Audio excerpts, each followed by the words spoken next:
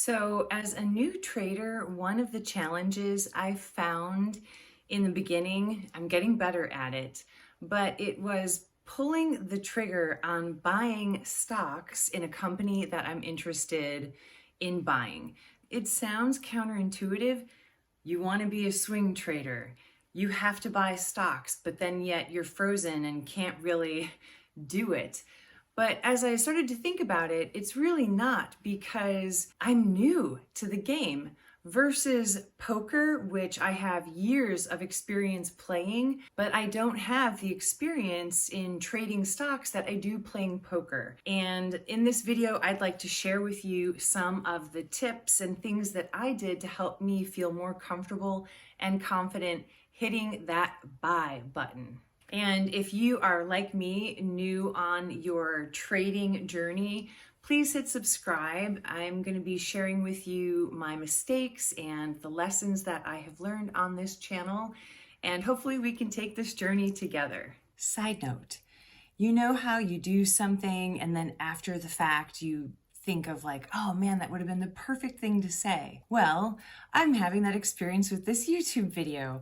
I want it to be the best that it can be, and I thought it was great yesterday, and then as I'm watching through the editing process, I'm like, damn, why didn't you say that?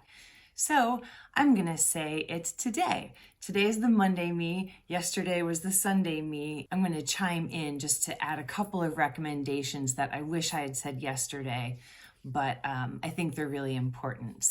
But hopefully this makes the video more interesting. So for me, like with poker, I needed some foundation of knowledge on how to play the game, how to get into the stock market, but I kept it as simple as I could.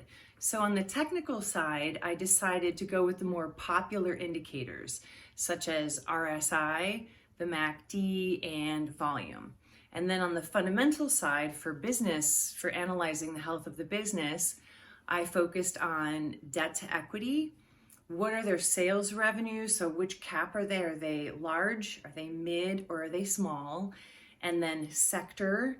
And then how is that sector performing overall? And profit margin and analyst sentiment. So ideally, you want to buy a stock in profitable companies. That makes sense, at least it does in my mind.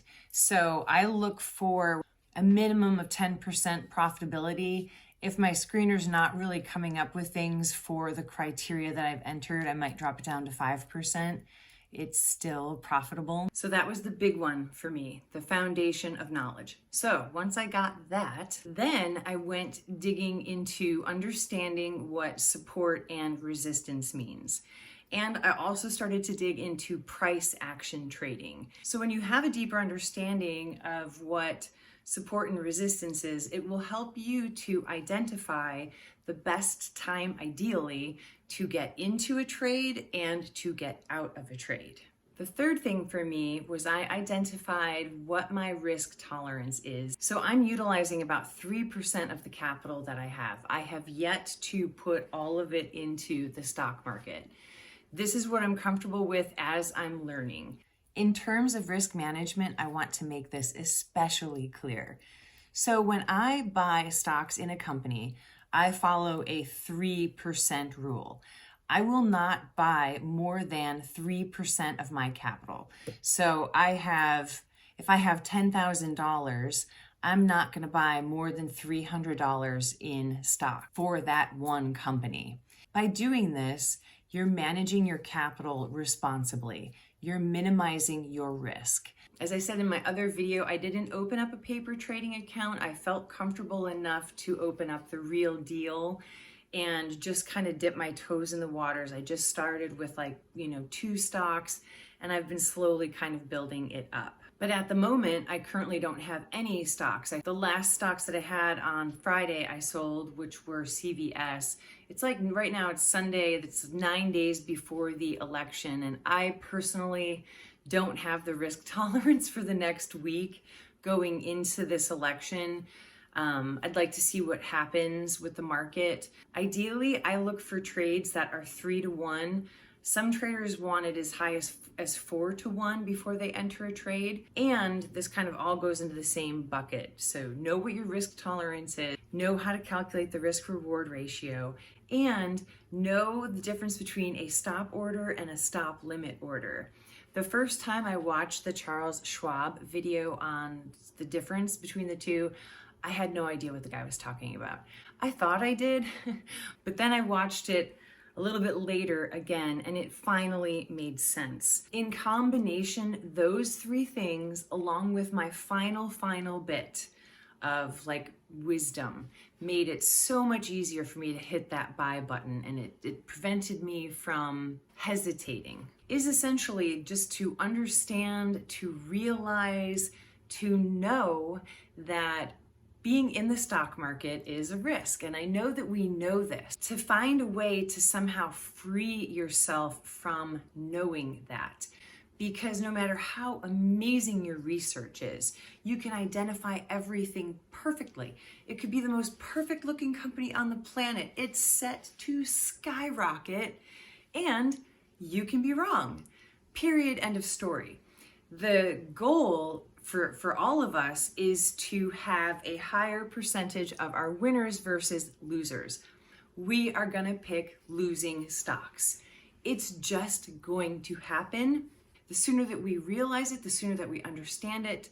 I feel like that helped free me from just being like, oh my God, like, it looks good, but what if, and then getting into that whole like analysis paralysis downward spiral. You don't want that.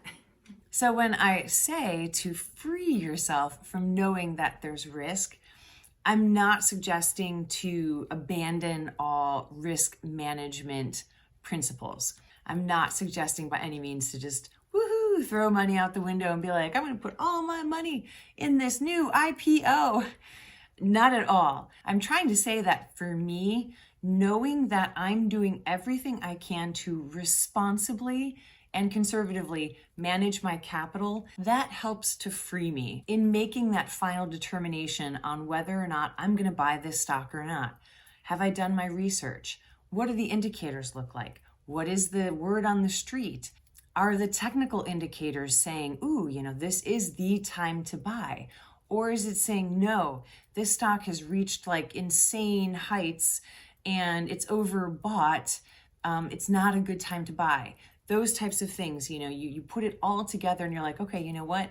Everything meets my criteria. All of these in combination, and hopefully it's not too overwhelming. All of these things that I've put together for myself and put together what's important for you. You might not be as concerned about debt to equity. I am. So once you get your parameters, your criteria together, try it out. Start out small. Did it work? What didn't work?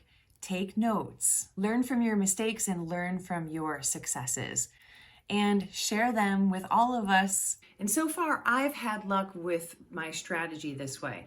But I'm willing to adapt it. I'm willing to allow it to evolve. If you have any advice or words of wisdom to share with new traders who are kind of in this place of, do I buy it? Do I not buy it? What do I do?